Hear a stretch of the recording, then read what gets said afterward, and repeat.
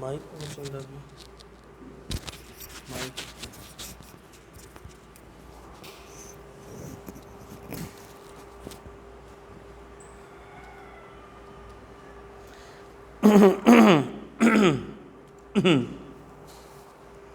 اللہم صلی علی سیدنا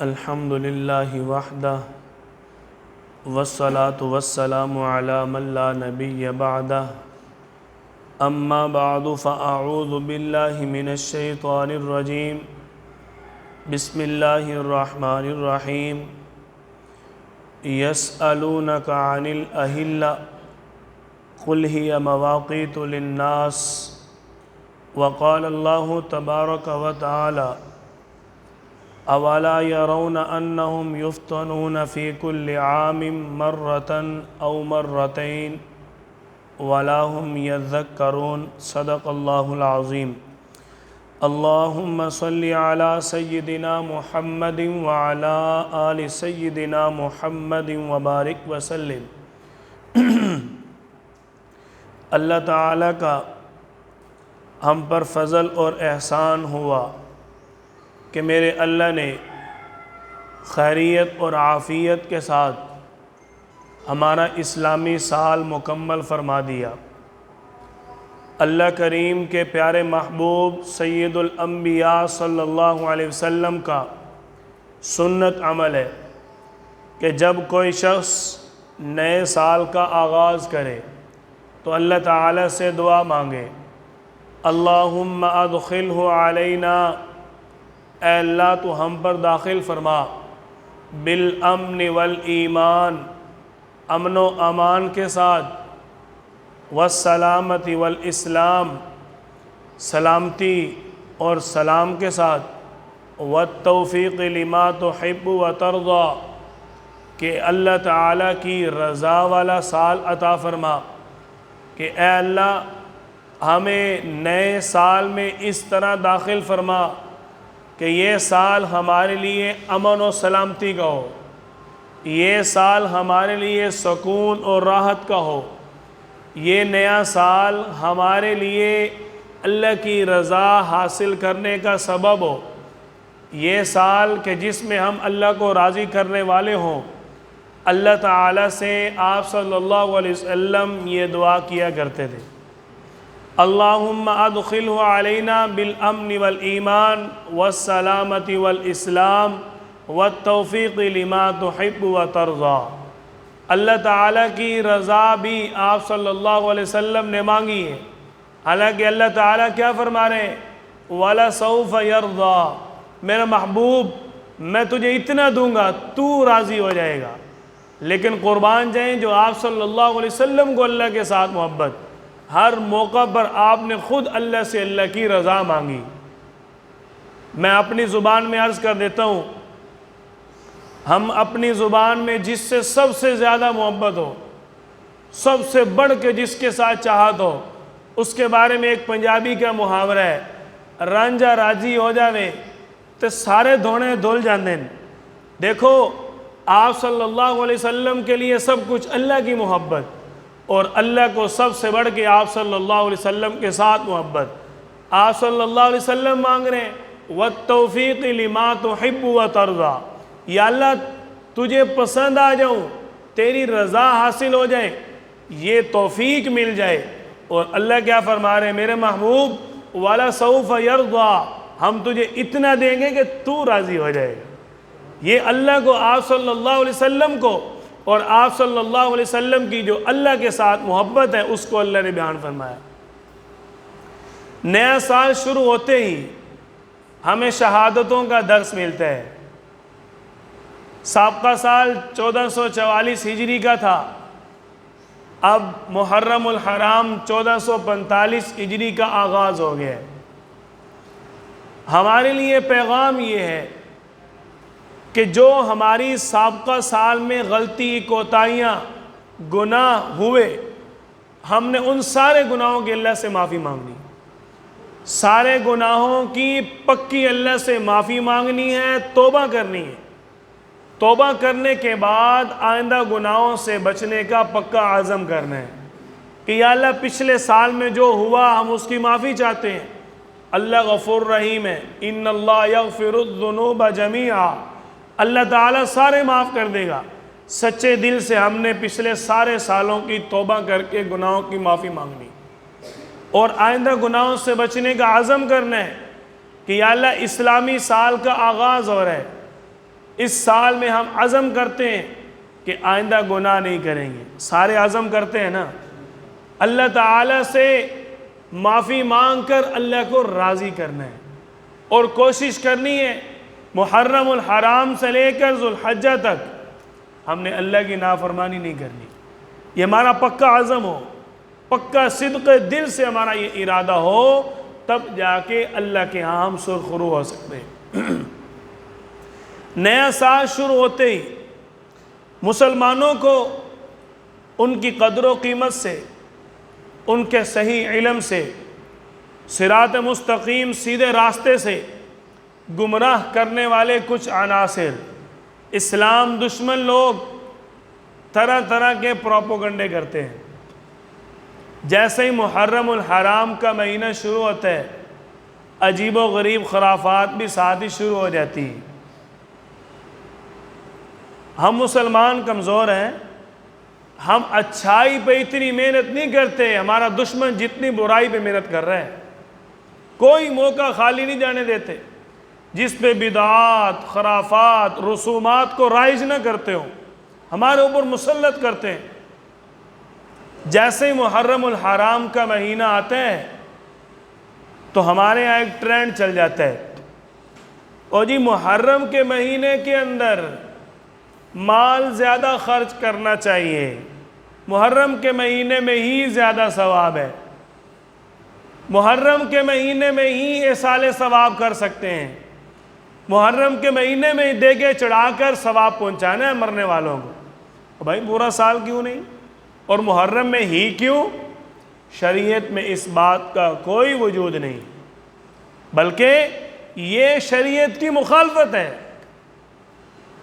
10 محرم الحرام کو آپ صلی اللہ علیہ وسلم نے حکم دیا ہے کہ اپنے زندہ گھر والوں پر زیادہ سے زیادہ خرچ کرنا چاہیے۔ کن پر؟ زندہ گھر والوں پر بھائی، مرنے والوں پر نہیں۔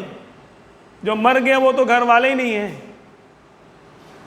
آپ صلی اللہ علیہ وسلم فرما رہے ہیں کہ جو اپنے گھر والوں پر 10 محرم الحرام کے دن زیادہ خرچ کرے گا اس کے لیے زیادہ اجر و ثواب ہے۔ اور ہم کیا کر رہے ہیں؟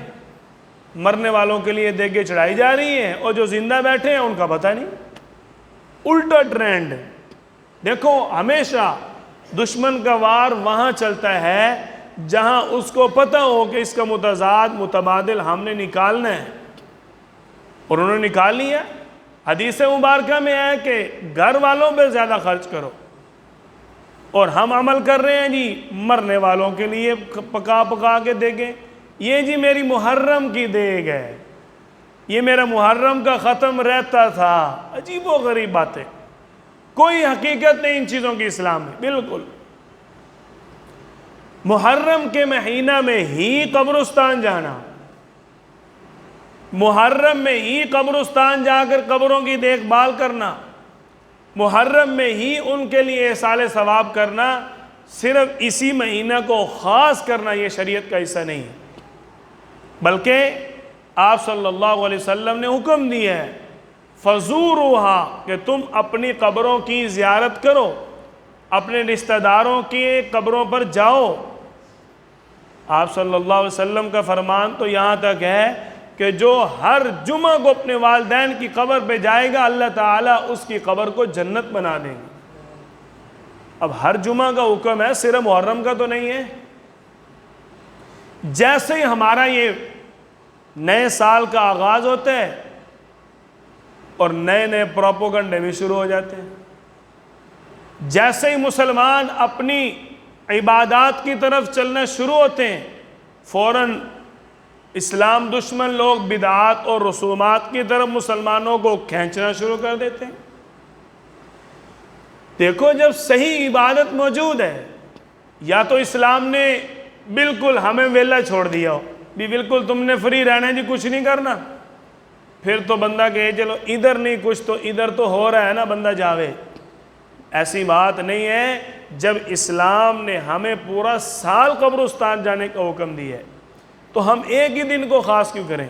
کئی لوگ عید والے دن جا رہے ہوتے ہیں قبرستان، اس کا بھی شریعت میں کوئی وجود نہیں ہے۔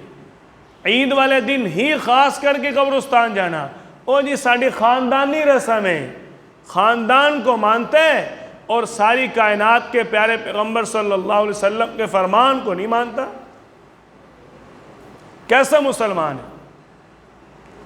اب جیسے ہی محرم الحرام کا مہینہ آتا ہے، ہمارے اندر عجیب و غریب باتیں شروع ہو جاتی ہیں۔ اور جی محرم کے مہینہ کے اندر نکاح نہیں کر سکتے، جس نے محرم کے مہینہ میں شادی کی اس کے یہاں اولاد نہیں ہوگی۔ میرا سگا چاچو ہے، سگا چاچو، اس نے ایک شادی کی 8 سال تک اس کو اولاد نہیں ہوئی، دوسری شادی اس نے 27 محرم کو کی، اب اس کے بعد 3 بچے ہیں۔ اب بتاؤ، پہلے اولاد نہیں ہو رہی تھی اور شادی محرم میں ہوئی، اب اولاد ہوگی، اب ادھر کیا کہیں گے بھائی؟ پہلے اولاد نہیں تھی اور اب ان کے پاس اولاد ہے۔ تو ان چیزوں کا شریعت کے ساتھ تعلق نہیں ہے۔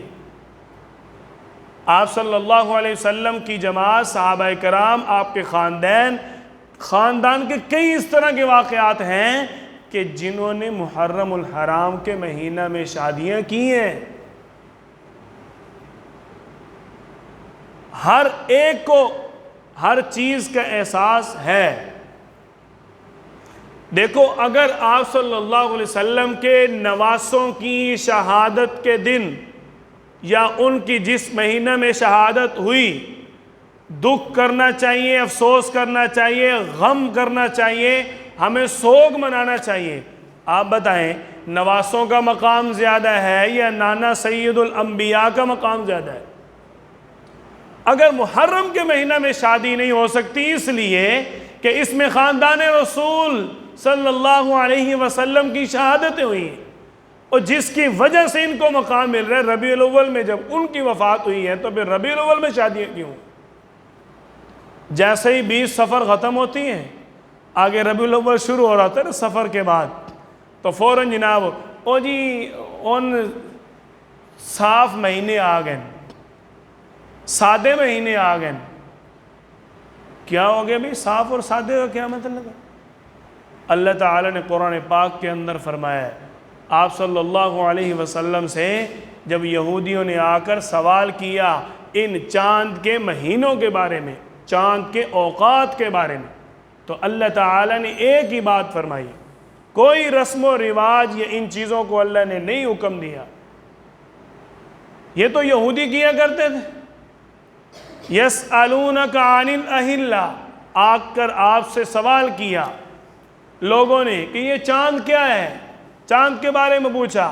اللہ تعالیٰ نے فرمایا قل، آپ فرما دیجئے، ہی مواقیت للناس، یہ تم لوگوں کے لیے اوقات، مہینے اور دن بیان کرتا ہے۔